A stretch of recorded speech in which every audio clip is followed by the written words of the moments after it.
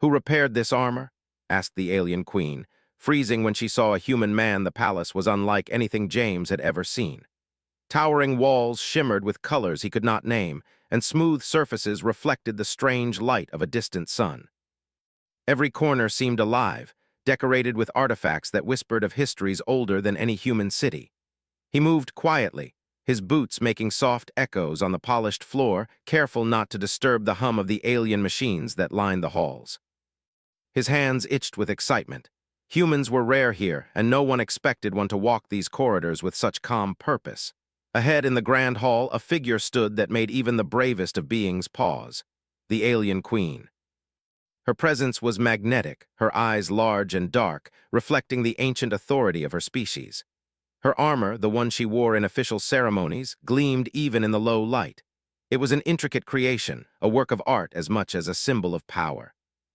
James had heard about it, stories whispered by engineers and traders who dared to speak of the Queen's collection. The armor was legendary, said to be unrepairable once it was damaged. And yet, here it was, flawless, restored to its original splendor. The Queen's gaze fell on James. She froze, her elongated fingers resting on the edge of the armor. "Who repaired this armor?" she asked, her voice calm but sharp like a blade sliding across metal. For a moment, silence filled the hall, and James could feel the weight of her stare, the centuries of expectations and rules pressing down on him. James stepped forward, keeping his voice steady. "I did," he said simply. The Queen blinked once slowly, as if she could not believe her ears. "A human?" she asked. The word carried both incredulity and fascination. Humans were considered primitive by most of the civilizations she ruled over. Their technology was basic, their understanding of the cosmos limited, and yet here was one human standing before her, claiming to have accomplished what generations of her people could not. James held her gaze. "Yes," he said. "I repaired it using the tools and materials I could find. I studied its structure, understood the principles, and then restored it." For a moment, the Queen said nothing. She moved closer, her eyes scanning every detail of the armor. "It is perfect," she whispered. "Exactly as it should be." Her voice carried awe, something James did not expect.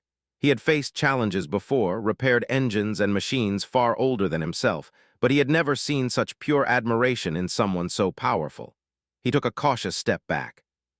"I only followed the logic of its design. It was broken, so I fixed it." The Queen studied him in silence. Her expression shifted from disbelief to curiosity. "Most beings who attempt such a task fail or destroy the object entirely," she said. "And yet you succeeded. Why would a human do this? Why would you risk the wrath of my court to touch this armor?" James shrugged lightly. "Because it needed fixing, because I like to solve problems." The Queen's lips curled into what might have been the closest thing to a smile that her species could manage. "Simple reasoning," she murmured, "yet effective." She turned and looked at the armor again, her mind clearly racing. "You are different," James nodded. "I am different," he admitted. "I've always been different. That is why I can do things others cannot." The hall fell into silence once more. The Queen finally spoke, her tone softer now, tinged with curiosity rather than authority. "You must demonstrate to me how you repaired it. I want to understand your process." James smiled. "I can do that." The Queen waved her hand, and a floating platform rose silently from the floor, bringing them to the center of the hall. The armor was suspended in midair by invisible forces. James circled it carefully, his eyes scanning every joint, every plate, every connection. The Queen followed him closely, her head tilting as she tried to understand his method, her sharp mind racing to grasp human logic. "You studied the microstructure of the metal," she said, pointing to a seam that had been invisible to anyone else. "And then you applied a force in a direction that would have been considered improper, and yet it held." James nodded. "Yes. The original designers assumed certain limitations that don't exist with the tools I have. I approached it differently." The Queen's eyes widened slightly. "Humans," she murmured, more to herself than to him. "You see possibilities where others see barriers." James felt a spark of pride, though he kept his expression neutral. Compliments from alien royalty were rare, and he knew that any arrogance would be met with distrust. He wanted to earn respect, not provoke suspicion. "You understand the essence of repair, not just the appearance," the Queen said slowly. "Most beings are satisfied with surface fixes. You have restored its integrity completely." James glanced at her. A machine is only as strong as its weakest part. You cannot leave flaws and expect it to perform as intended, she considered his words. And yet humans are considered fragile weak, she said. And here one of your kind restores what my ancestors could not. James smiled faintly. Strength isn't always about muscle or armor. Sometimes it's about creativity, observation, and patience. The Queen's expression softened, though her eyes remained sharp. Creativity, she repeated. I have heard of this concept but rarely witnessed it at work. She turned fully to face him. You have proven yourself extraordinary. Tell me, human, how did you come to be in this place, capable of such feats? James took a deep breath. Curiosity, he said simply. I have always wanted to understand how things work. I do not accept that something is impossible just because others say so. I study, experiment, and find solutions. That is how I came here, and how I repaired this armor. The Queen studied him, her dark eyes unblinking. She could sense something rare in him, something that went beyond intelligence. It was a combination of fearlessness, adaptability, and empathy. Humans, she realized, could see patterns and connections that her species often missed because of their rigid structures. You are a puzzle, she said at last, and yet your mind is precise, methodical, and astonishingly insightful. James nodded. I try my best. The Queen extended a hand toward him. You will demonstrate more of your abilities, she said. If what you have done with this armor is any indication, there are greater challenges awaiting, and I wish to see if a human mind can rise to meet them. James looked at her hand, hesitating for only a moment before taking it. The touch was brief, but it carried the weight of trust and expectation. He realized that this was no ordinary task. He was no longer just a visitor or an engineer. He was a human being in the heart of an alien empire, and the eyes of its most powerful ruler were on him. I accept, he said simply. I will do my best. The Queen nodded. Good, she said. We shall begin soon, but first you must understand the significance of what you have repaired. This armor is not merely protective gear. It is a symbol of our history, our victories, and our unity. It is revered across the galaxy. To restore it is to touch the soul of my people. James looked at the armor, seeing it in a new light. It was not just metal and design, it was a legacy. And somehow, despite being human, he had contributed to that legacy. He felt a quiet pride. Humans had been underestimated across the stars, dismissed as weak or primitive. Yet here he was, standing in a palace filled with wonders, acknowledged by a queen who had ruled for decades, perhaps centuries, for his skill and insight. It was the first taste of recognition he had felt in a long time. You will follow me to the council, the queen continued. They will wish to see this feat with their own eyes. James nodded, his mind already racing with possibilities. He had expected skepticism, perhaps even hostility, but not fascination or trust, and he understood that this moment was only the beginning. There were challenges ahead, tests that would push the limits of human creativity and adaptability. As he walked beside the Queen, he allowed himself a small, private smile.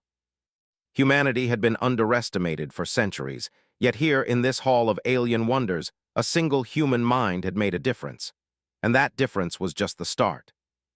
For the first time, James realized something profound. Humans did not need to dominate with weapons or sheer strength to be formidable. Intelligence, creativity, and integrity were weapons of their own, ones that could earn respect even in a galaxy that believed humans were insignificant. The palace corridors stretched ahead, glowing softly under alien lights. James took a deep breath, feeling both anticipation and excitement. Whatever awaited him with the council, he knew one thing: a human had already achieved the impossible. And perhaps, just perhaps, this was the beginning of something far greater than anyone, human or alien, had imagined. And as the Queen glanced at him, a flicker of admiration in her eyes, James felt the weight of a new reality settling on his shoulders. He was no longer merely an observer. He was a participant, a bridge between species, and a proof that humanity's ingenuity could shine across the stars. The council chamber was larger than any building James had ever entered on Earth. The ceiling stretched so high that it disappeared into a misty glow, and the walls were lined with holographic displays of planets, stars, and ships he could barely recognize. The air smelled faintly metallic, and the soft hum of alien technology filled the space, a constant reminder that he was far from home.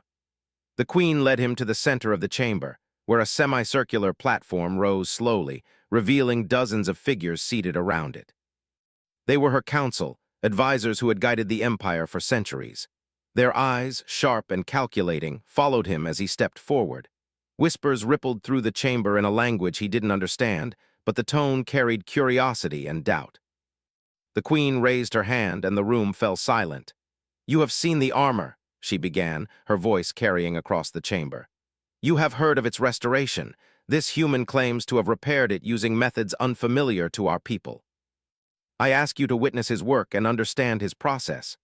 James straightened his shoulders, feeling the weight of hundreds of eyes on him. He was a human, a species considered primitive, yet here he was, asked to demonstrate his skill in front of the most powerful beings in the galaxy. He felt a mixture of excitement and pressure, but he pushed aside fear. Humans thrived under challenge, and this was no exception. He moved toward the armor, now suspended in midair by unseen forces. He gestured for the holographic display above to expand, showing a 3D schematic of the armor. The council leaned forward, their long fingers tapping on the edges of the platform, adjusting the view. James began to explain in clear, simple language. "This armor has multiple layers. Each layer has a purpose. The outer layer protects against physical impacts. The middle layer disperses energy, and the inner layer monitors the wearer's vitals and adjusts the structure automatically." A murmur ran through the council. They had studied this armor for centuries, but no human had ever described it with such clarity. James continued. "When it was damaged, the outer layer cracked and the middle layer misaligned. Most beings would try to replace it or patch it, but that often weakens the structure. I chose to understand its design and restore each layer carefully, layer by layer." He lifted a small tool from his belt, something that looked simple to an alien observer. "I made minor adjustments here," he said, pointing to a joint in the shoulder plate. "This realigns the energy flow, allowing the armor to respond correctly. And here," he continued, pointing to a seam along the back, "I reinforced the inner support without adding extra mass. That ensures the armor remains agile and efficient." The council members exchanged glances. Some looked skeptical, others intrigued. The queen, however, watched him with an intensity that made James feel as if she were scanning his mind. "Humans are delicate," she said quietly, almost to herself. "And yet, this one understands the core of our technology." James noticed a display flashing red on the hologram, a stress point in the armor. He smiled slightly. "This is the key. Most would overlook it, but if this point is not properly aligned, the entire structure fails under strain. I fixed it using a principle your engineers call dynamic tension. By applying controlled pressure here and adjusting the layers incrementally, the armor regains full strength." One of the counselors, a tall being with silver skin and elongated fingers, leaned forward. "And you did this without our advanced tools?" he asked, his voice skeptical. "A human mind cannot grasp such complexity." James shook his head. "Tools help, but understanding comes from observation and logic. I studied the armor, understood its principles, and worked carefully." "That is enough." The chamber fell silent. Even the skeptical counselor seemed unsure how to respond. James could feel their doubts slowly giving way to curiosity, and he pressed on. He demonstrated each step, showing how he had removed microscopic damage, restored energy conduits, and tested the armor's response. Every movement was precise, deliberate, and careful, and he explained the reasoning behind it all in language they could follow. The queen watched him closely, her eyes softened slightly, a flicker of approval crossing her face. "You are extraordinary," she whispered. "A human capable of such precision and understanding. I did not think this possible." James shrugged modestly. "I simply think differently. That is what humans do. We look for solutions others overlook." A younger council member, her skin a deep shade of violet, raised her voice. "But why would a human care to repair our armor? What is your interest?" James looked around the chamber, meeting their eyes. "Because it is broken, because it can be fixed. I am curious. That is enough for me. I do not seek reward or recognition, only understanding and completion." The queen nodded slowly. "Curiosity," she said. "A simple word, yet it drives you to accomplish what others cannot." The council whispered among themselves, some nodding in approval, others frowning with doubt. James realized that he had not only repaired the armor, but had also begun to challenge their perception of humans. To them, humans were fragile, limited, and incapable of thinking beyond survival. Yet here he stood, a living contradiction to that belief. "Now," the queen said, her voice commanding attention once more, "you will face the challenge. You have proven your skill in repair. The next step is to demonstrate your creativity and problem-solving under conditions unfamiliar to you. We will present a task that has stumped our greatest minds, and you must solve it." James felt a thrill of excitement. This was what he had come for. Humans were underestimated precisely because they could adapt, improvise, and think in ways others did not. He was ready. The council activated a new holographic display, showing a complex alien device that looked like a cross between a mechanical puzzle and a star map. Lights blinked across its surface, and subtle vibrations indicated it was active. James studied it carefully, noting patterns in the energy flow and connections between components. "This device," the Queen explained, "controls the navigation of our planetary fleet. It has failed repeatedly when calibrated by our engineers. If you can restore it, you will prove your worth not only to me but to our entire empire." James took a deep breath. He examined the device, rotating it, observing the subtle reactions to his touch. It was unlike anything he had seen, yet he approached it as he would any problem, logically, methodically, and patiently. He noticed flaws in the alignment of energy conduits, minor miscalculations in the sequencing of signals, and overlooked redundancies in the control system. He began to adjust the device, carefully reconnecting pathways and realigning circuits. The council watched silently, their expressions a mixture of skepticism and awe. Every adjustment James made seemed minor, almost trivial, yet the system began to respond, lights stabilizing, vibrations evening out. A counselor whispered to another, "It cannot be, a human is fixing it." James worked steadily, explaining his actions in simple terms, showing how each adjustment improved the system. He did not rush, understanding that patience was as important as skill. He used his unique perspective, considering possibilities that the aliens had not, and slowly, methodically, he brought the device back to life. The chamber erupted in murmurs of astonishment as the device hummed smoothly, fully operational. The Queen's eyes shone with approval, and for the first time she allowed herself a genuine smile. "You have done what none of my council could," she said. "You see possibilities that others cannot. You are truly remarkable." James felt a surge of pride, tempered by humility. He had come here expecting challenge, but not this level of recognition.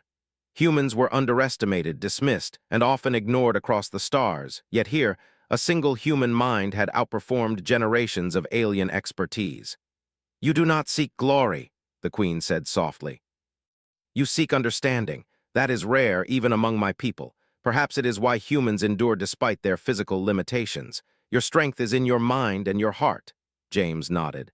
"That is all any human can do. We try to understand, to adapt, and to solve problems. That is how we survive and thrive." The Queen looked at him thoughtfully, her long fingers brushing lightly across the edge of the device. "And perhaps that is why you have succeeded where others failed. Curiosity, patience, and creativity, these are your weapons, human." James smiled faintly. "I never thought of them as weapons, I just thought of them as tools." The Queen laughed softly, a sound like wind through crystal. "Tools, weapons, the result is the same. You have proven your value not through force, but through intellect. That is rare, and it is impressive." The council fell silent once more, their expressions a mixture of awe and contemplation. James realized that he had not only repaired the armor and the device, but had also begun to change the way these beings viewed humans. They were learning, slowly, that humanity's strength lay not in muscle or firepower, but in thought, ingenuity, and perseverance. As the Queen led him back to the main hall, James felt a quiet satisfaction. The challenge had been difficult, but it had proven something far greater than skill. It had proven the potential of humans in a galaxy that had long underestimated them. And as he walked beside the Queen, he understood that this was only the beginning. Greater challenges awaited, tests that would push the limits of human creativity and resilience. Yet he felt ready. Humans were capable of extraordinary things, and he was living proof. In the glowing corridors of the alien palace, a single human had already achieved the impossible, and the galaxy, it seemed, was beginning to take notice. The next morning, the palace was bathed in a pale, golden light that made the walls shimmer like liquid metal. James woke before sunrise, feeling a strange mix of excitement and nervousness. He had passed the first challenge with the armor and the navigation device, impressing the Queen and her council, but he knew that the next test would be far more complex. This was a civilization that valued intellect above all else, and he had barely scratched the surface of their expectations. The Queen arrived promptly, gliding silently into his quarters. Her presence always commanded attention, but today it carried something different, a spark of curiosity that made James feel both uneasy and invigorated. "You have performed admirably," she said, her voice calm but firm. "But true understanding is not measured by repair alone. Today you will face a challenge that requires innovation, strategy, and an understanding of systems beyond your immediate perception." James nodded. "I am ready," he said. The Queen gestured, and a small device appeared in her hand. It was a cube about the size of a human fist, glowing faintly with patterns of light that shifted constantly. "This is a structural puzzle," she explained. "It controls energy flow across our primary research facility. If configured incorrectly, the facility cannot operate efficiently, and delicate experiments are compromised. Many of our engineers have attempted to optimize it, and all have failed. You will attempt to succeed." James took the cube carefully, turning it in his hands. It felt surprisingly warm, almost alive, as the patterns of light moved beneath his fingers. He studied it closely, observing how changes in one face affected the others. He noticed a subtle rhythm in the lights, a pattern that repeated but with small variations each time. It was complex, but not impossible. The Queen and her advisors watched silently as James worked. He began by gently pressing one segment of the cube, noticing how the light shifted. He tried another segment, and then another, observing the reactions carefully before making the next move. Slowly, he began to understand the relationships between the segments, the way energy flowed, how certain adjustments created chain reactions, and where the system resisted change. "This requires patience," James murmured to himself. "Observation first, then action." Hours passed as he experimented, adjusting and readjusting. The council began to whisper among themselves. Some were skeptical, wondering if a human could truly understand a device so complex. Others leaned forward, eyes wide with curiosity, silently noting how he approached the problem differently from their engineers. James noticed a small flaw in the device, a misalignment in the energy conduits that no one had ever corrected. It was subtle, almost invisible, and correcting it would require a series of precise adjustments that would seem counterintuitive to any being trained in their traditional methods. He focused on the misalignment, carefully recalibrating the conduits one by one. Each adjustment caused the cube to respond in unexpected ways, and he adapted quickly, learning from each reaction. He used logic and intuition together, combining observation with trial and error in a way that felt natural to him. The Queen watched him closely, her expression unreadable. She had seen many beings fail at this task, but James persisted calmly, without frustration, without doubt. She sensed something rare in him, a combination of intelligence, resilience, and adaptability. Humans were not the strongest species, but perhaps they were among the most resourceful. By mid-afternoon, James had adjusted most of the cube. He paused, studying the remaining sections. The light patterns pulsed in a rhythm he had begun to anticipate. He realized that the final step required him to synchronize multiple segments simultaneously, a move that seemed impossible at first glance. But James had learned to trust his instincts. He positioned his hands over the cube, applying pressure to several faces at once, following the sequence he had deduced. The lights pulsed faster, shifting and aligning. With a final adjustment, the cube glowed steadily, a soft hum filling the room. Energy flowed perfectly through the system, and the device locked into a stable configuration. A silence filled the chamber. The council stared in astonishment. The cube, which had baffled their greatest minds, had been solved by a human. The Queen smiled, her dark eyes gleaming with admiration. "You have succeeded," she said simply. "Where others saw complexity, you saw patterns. Where others saw barriers, you found solutions." James felt a swell of pride, but he kept his expression neutral. He knew that in this room, humility was as important as skill. "It was a matter of observation," he said softly, "and persistence." The Queen nodded. "Observation and persistence, qualities that your species possesses in abundance, it seems. I am beginning to understand why humans endure despite their limitations. You think differently, adapt quickly, and are not bound by rigid conventions. A counselor, his silver skin shimmering, leaned forward. But this is only a puzzle, he said skeptically. How does this translate to our broader problems? Humans may succeed in controlled situations, but can you handle real-world challenges? James looked at the counselor calmly. Observation and adaptation are not limited to puzzles, he replied. They apply to any system, any problem. The methods are the same: study, understand, adjust, and improve. That is how humans have survived and thrived for millennia. We do not rely solely on strength or tradition. We rely on understanding. The Queen studied him, a small smile playing at her lips. You are, a teacher in a way, human, she said. Not by choice, perhaps, but by example. You show us that solutions often lie outside conventional thinking, in creativity and persistence rather than force or authority. James nodded. I do not claim to know everything, he said, but I do believe that most problems have solutions if you are willing to observe, adapt, and try different approaches. The Queen turned to her council. You see now, my advisors, the value of human thought. Do not underestimate this species. Their strength is subtle but formidable. Their minds can solve problems our traditions have failed to address. Murmurs spread across the council. Some nodded slowly, beginning to reconsider their preconceptions. Others remained skeptical, but even they could not deny the evidence before them. James was aware of the subtle shift in the room. He had not only solved the puzzle, but had begun to change the way these beings thought about humans. They had expected a fragile, limited species, but they were witnessing ingenuity, patience, and creativity in action. The Queen turned back to him. There is one final aspect to this challenge, she said. It is not merely technical. You must also demonstrate judgment and understanding. The device you restored controls sensitive systems. One wrong move, even with the best intentions, could cause disruption. You must prove that your decisions are sound and your understanding comprehensive. James studied the device, considering the implications. Every adjustment I made was carefully calculated, he said. I tested responses, observed outcomes, and corrected errors. I did not act blindly. Understanding comes from observing, predicting, and adjusting accordingly.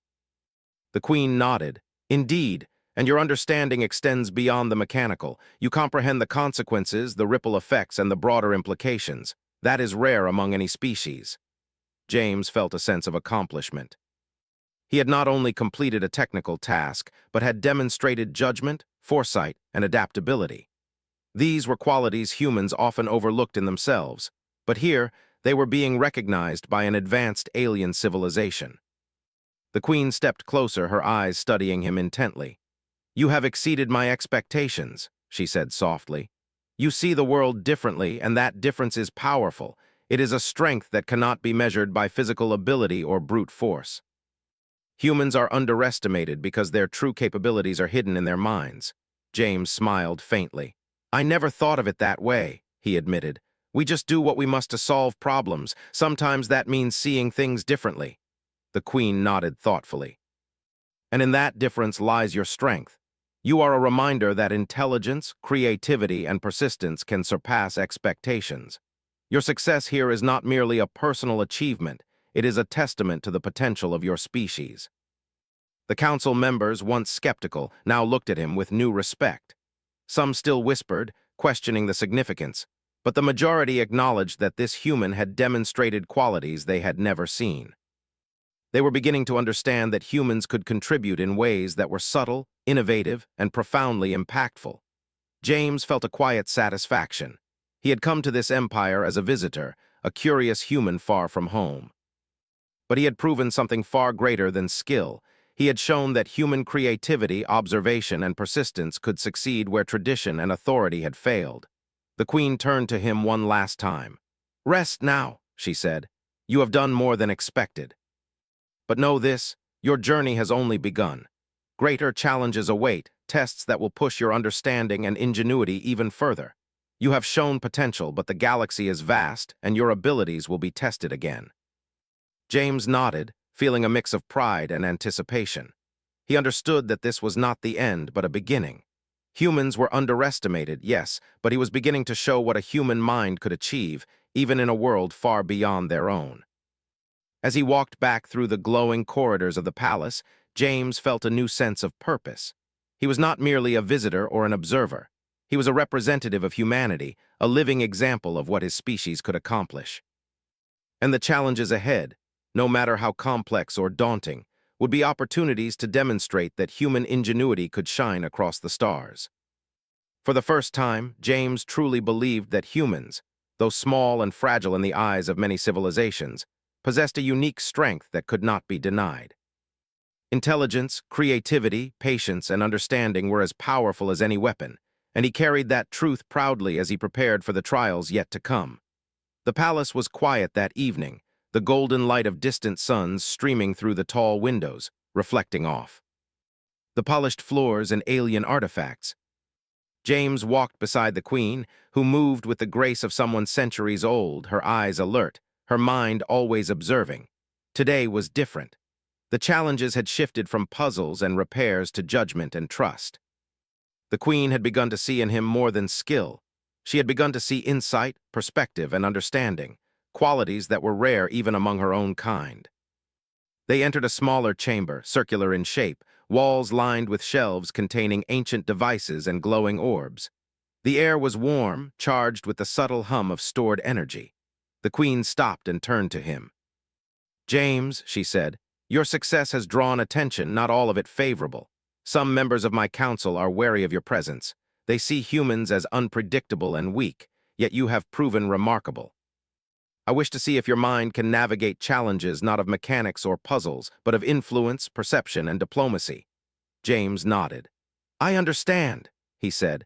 Diplomacy was new territory for him, but humans had survived on negotiation and observation for millennia. He was confident that patience and logic would guide him. The queen led him to a large table displaying a holographic map of the empire. Planets, fleets, and trade routes glowed softly in colors he could not name. She gestured toward it. "Several of our outer colonies face difficulties. Supplies are delayed, communications are slow, and local councils are frustrated.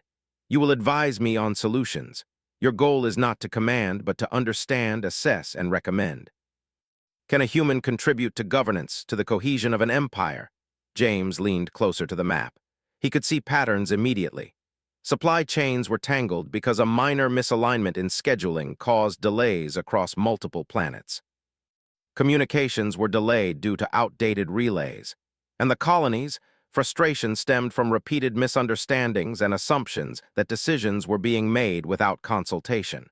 He pointed to one system.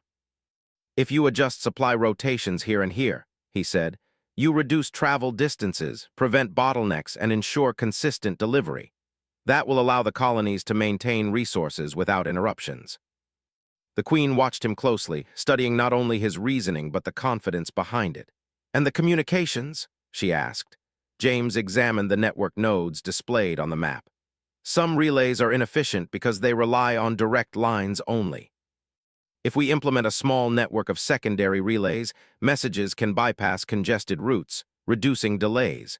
It requires minor investment and maintenance, but it is far more effective than waiting for current systems to catch up." The queen tilted her head, her eyes thoughtful. "And the colony's dissatisfaction?" James smiled faintly. "Transparency. Humans are simple in this regard. People feel secure when they know decisions are explained, even if they disagree. Provide updates, offer explanations, allow feedback, and trust will grow. That applies to humans, aliens, and perhaps all beings." The queen's lips curved slightly. "It is remarkable how you see both the technical and the human element. Many beings focus on one, ignoring the other. You combine both naturally." She turned to her advisors who had gathered behind her. "Observe this human," she said. "He considers not only mechanics but perception, consequences, and understanding. Perhaps we have underestimated the value of diversity in thought." James continued to review the map, suggesting adjustments that were practical, efficient, and sensitive to local needs. He emphasized the importance of small changes that could have large ripple effects and the value of listening to those affected rather than imposing top-down solutions. The advisors whispered among themselves, some skeptical, others clearly impressed. A few began to see the merit in his recommendations. They had grown accustomed to conventional approaches, relying on rigid procedures, tradition, and hierarchy. James, however, approached problems as humans often did, observing, experimenting, and adapting. He had no need to follow protocol blindly. He sought solutions that worked. After several hours, the Queen stopped him. "You have demonstrated insight, creativity, and judgment," she said, "but your influence is not yet recognized fully. Many still doubt humans. I want you to engage directly with a council committee. Present your recommendations. You must persuade without authority, demonstrate understanding, and gain trust. Can you do this?" James nodded. "I will try," he said. Humans had a history of negotiation, persuasion, and compromise. He understood the principles, and he trusted his observations and reasoning. The committee chamber was smaller than the main council room, but just as imposing. Several alien figures sat around a circular table, each exuding an air of scrutiny and authority. James stepped forward, carrying the holographic map. The room fell silent. He began calmly. "Greetings," he said. "I have reviewed the challenges facing several outer colonies. I believe adjustments in supply routes, communication networks, and transparency can improve conditions without major disruption. Let me show you how."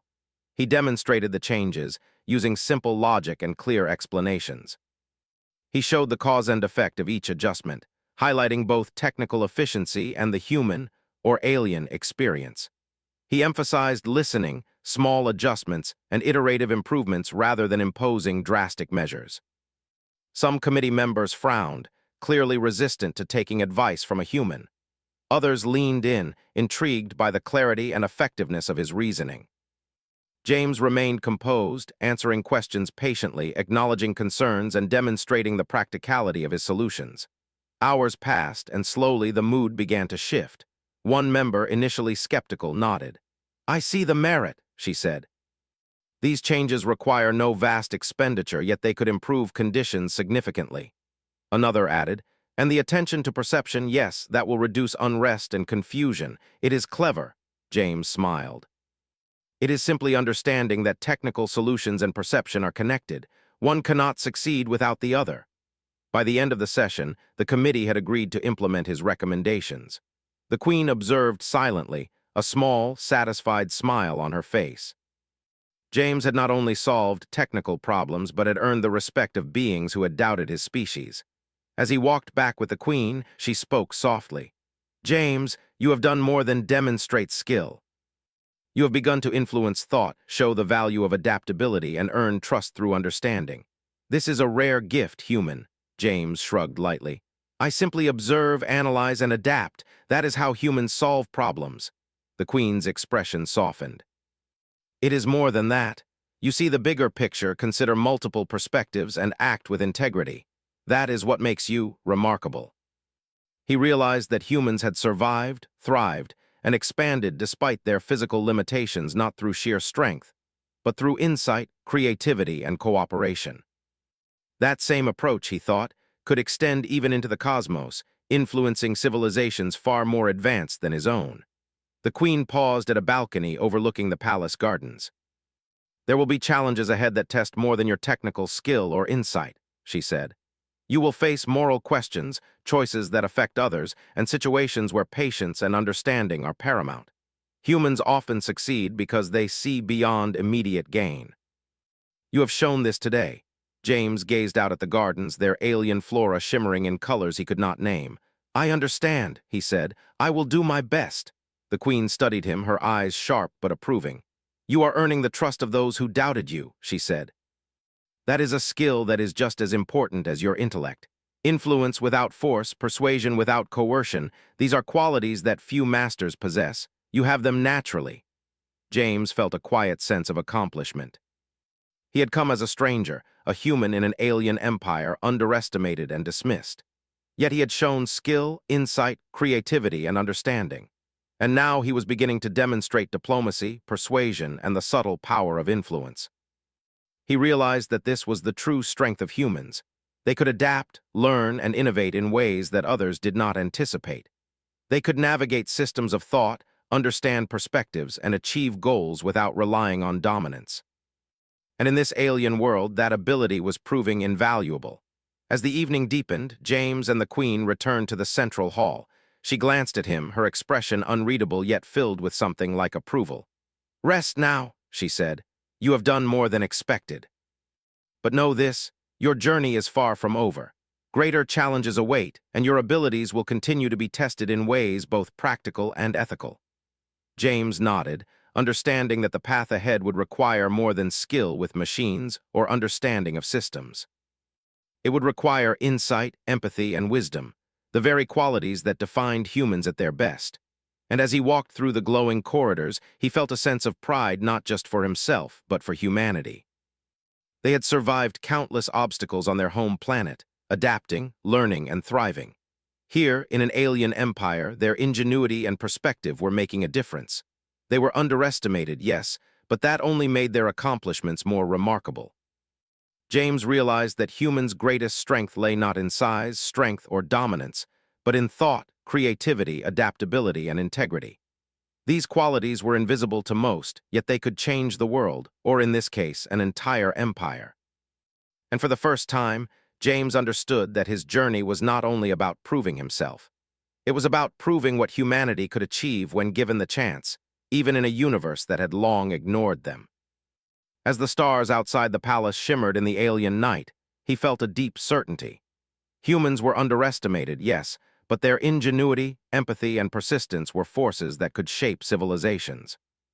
And he would continue to show that, one challenge at a time.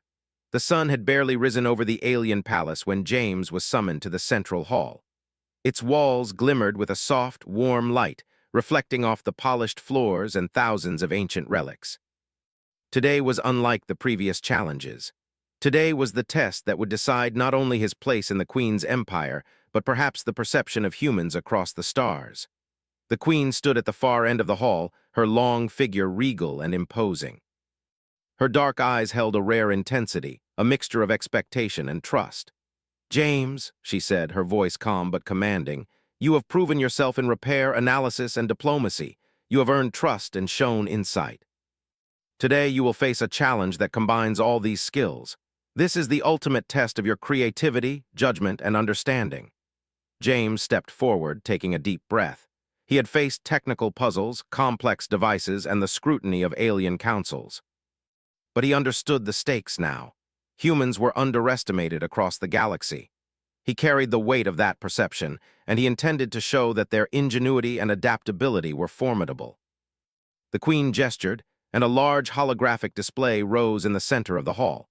It depicted a planetary research station floating above a barren, rocky world. Lights flickered across the station, indicating energy imbalances, system failures, and operational inefficiencies. "This station," the Queen explained, "supports scientific and exploration missions vital to the Empire. Recent failures threaten its operation. No alien engineer has been able to stabilize the systems. You will attempt what others have failed to do, restore balance and ensure continuous function."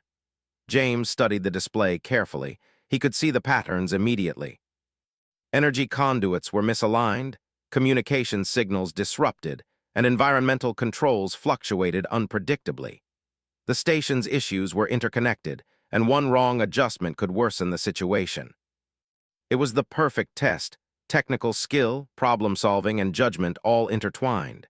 He moved to the console, projecting a 3D hologram that he could manipulate. He began by mapping the energy flows and system dependencies, carefully observing each subsystem.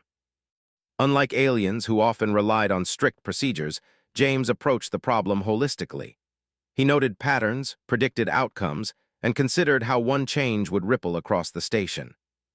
Hours passed as he worked, adjusting conduits, realigning circuits, and stabilizing communication relays. The Council and Queen observed silently, some skeptical, others leaning in with growing curiosity. James noticed minor inconsistencies that had stumped alien engineers. They were invisible to anyone following rigid rules, but obvious when approached with observation, creativity, and flexibility. "This is all connected," James murmured to himself. "Adjusting one thing without considering the rest would fail. I need to see the bigger picture." He began making incremental changes, carefully testing each adjustment before moving to the next. Patience, he knew, was critical. The aliens often tried to force solutions quickly, but James understood that balance required subtlety and observation. As he worked, the Queen spoke quietly to an advisor beside her. Notice how he considers not just the mechanism but the consequences. He thinks ahead, anticipates failure, and adapts immediately. This is human ingenuity in action. James paused for a moment, reflecting on a recurring anomaly in the energy distribution. It was subtle, almost imperceptible, but he realized it stemmed from the design of the station itself. Minor structural inefficiencies were causing cascading errors. Humans, he thought, always looked for solutions that others overlooked. He devised a plan to adjust the station's core systems without disrupting ongoing operations. It required precise timing, coordination of multiple subsystems, and careful monitoring. One mistake could cause instability, but James trusted his observation and reasoning. He began implementing the adjustments, manipulating the holographic controls with steady hands. Slowly, the energy flows stabilized, communication signals synchronized, and environmental controls returned to normal. The station's systems responded seamlessly, operating efficiently for the first time in months. A hush fell over the hall. Even the most skeptical counselors stared in disbelief. The human had done what no alien engineer could accomplish. He had not relied on force or brute strength, but on observation, creativity, and insight. The Queen stepped forward, her expression a mixture of awe and approval. "James," she said, her voice carrying across the hall, "you have achieved the impossible. You have restored what others failed to repair, stabilized what others failed to balance, and done so with foresight and precision. You are extraordinary." James allowed himself a small smile. "It was careful observation and incremental adjustments," he said, "nothing more than understanding the system and its dependencies." The Queen shook her head. "No, you have demonstrated qualities beyond mere skill. You have shown judgment, patience, insight, and adaptability. These are rare, even among the most advanced civilizations. Humans are underestimated, but you have proven that their minds can rival the best of ours." A senior counselor stepped forward, his silver skin shimmering in the light. "This human has done what none of us could," he admitted reluctantly. "He has solved a problem that has challenged our best minds for decades. Perhaps we have been wrong to dismiss humans." James nodded politely. "I only applied observation, patience, and understanding. These are qualities all humans possess. The rest is learning and adapting." The Queen smiled, her dark eyes gleaming. "And that is why humans endure. They see possibilities where others see obstacles. They adapt, they innovate, and they persevere. Today you have proven this in a way that cannot be denied." James felt a swell of pride. This was more than a personal achievement. It was a recognition of humanity itself, its creativity, intelligence, and resilience. Humans had been underestimated for centuries, and here, in the heart of an alien empire, one human had shown their true potential. The Queen led him to the balcony overlooking the station. The planet below glowed faintly, barren yet beautiful, while the restored station floated above it, fully functional. "You have done more than repair and stabilize," she said. "You have inspired. You have changed the perception of humans in this empire. Your actions prove that ingenuity, integrity, and understanding are more powerful than force." James looked at the station, then back at the Queen.